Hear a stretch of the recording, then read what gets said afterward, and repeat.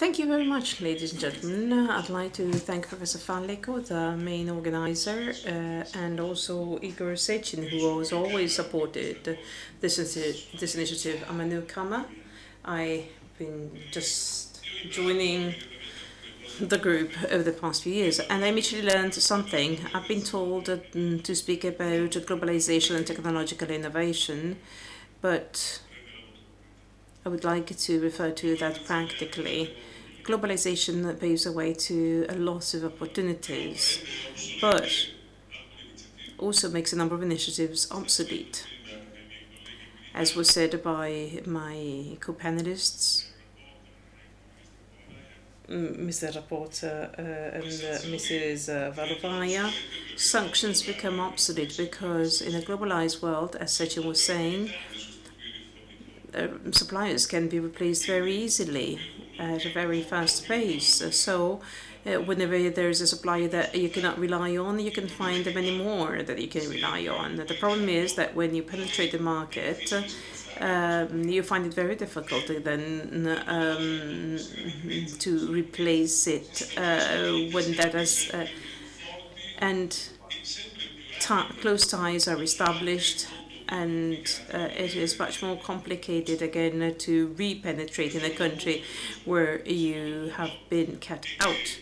The second thing that I'd like to say is that in the West, both Americans and Europeans tend to believe that innovation and technology was just our own.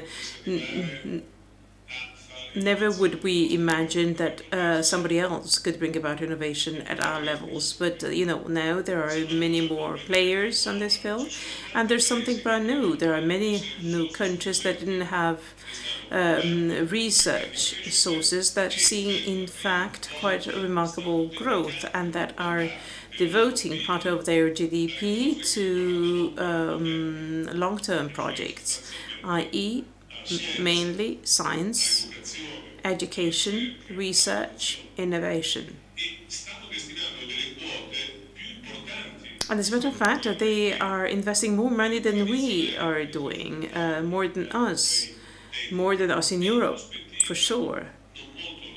So in not so remote a time, perhaps over the next decade, the overall amount of resources being made available by these new countries is going to exceed the amount of money made available for research by the Western world.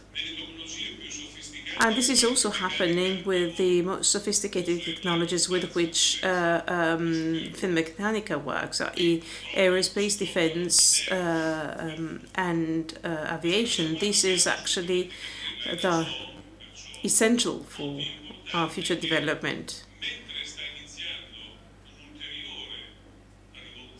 So while the revolution is underway, the revolution based on technology, what we have to do is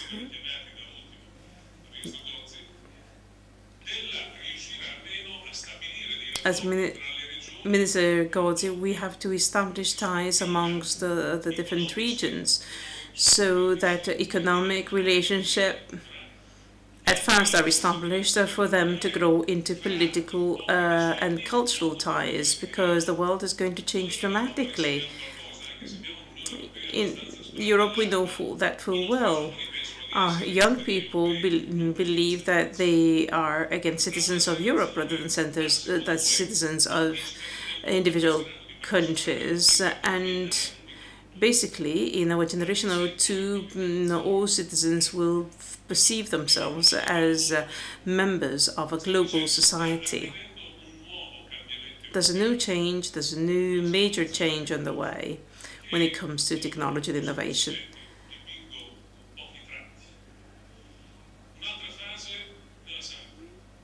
There's a new stage of strong digitalization in economics, cyber world, and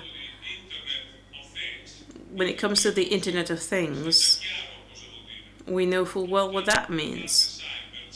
all the cyber element that has already been distributed in many products, be those dishwashers, airplanes, or supercomputers, where those can be networked or so as to develop control shapes and interdependence that was completely unthinkable of. So anywhere in the net you can control and obtain the feedback and recontrol it. The second important problem is that connected to new materials.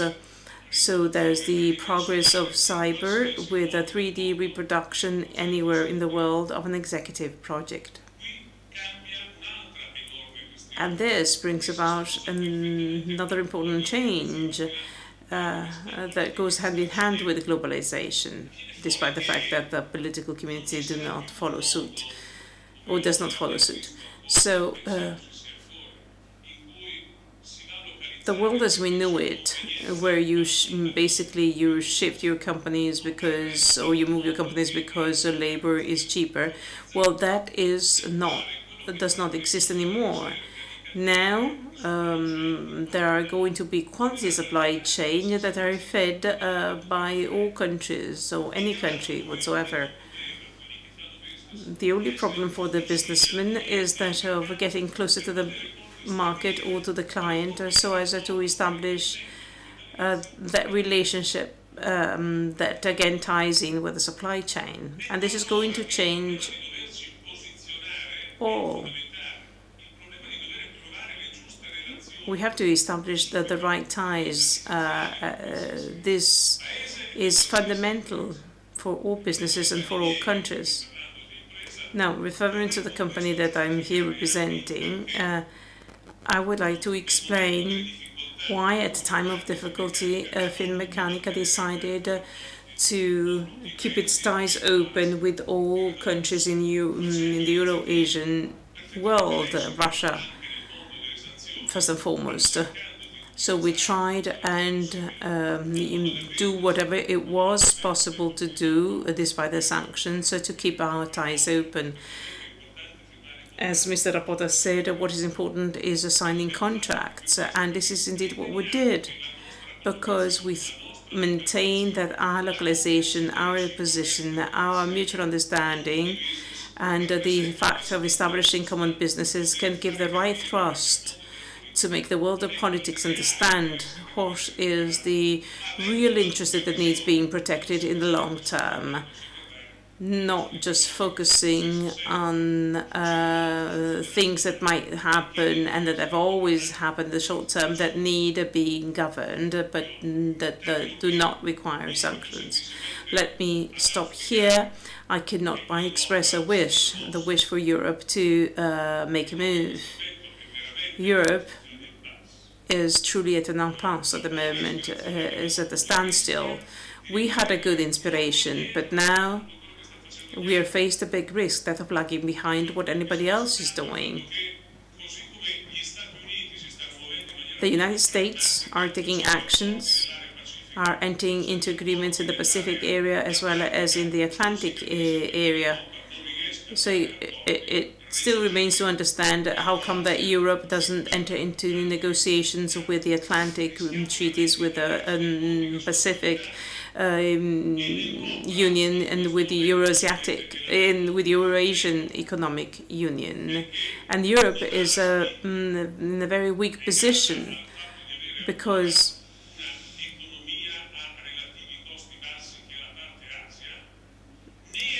the costs are high and in the manufacturing, and it hasn't equipped itself with the same research potential as in the US. So we have to act swiftly.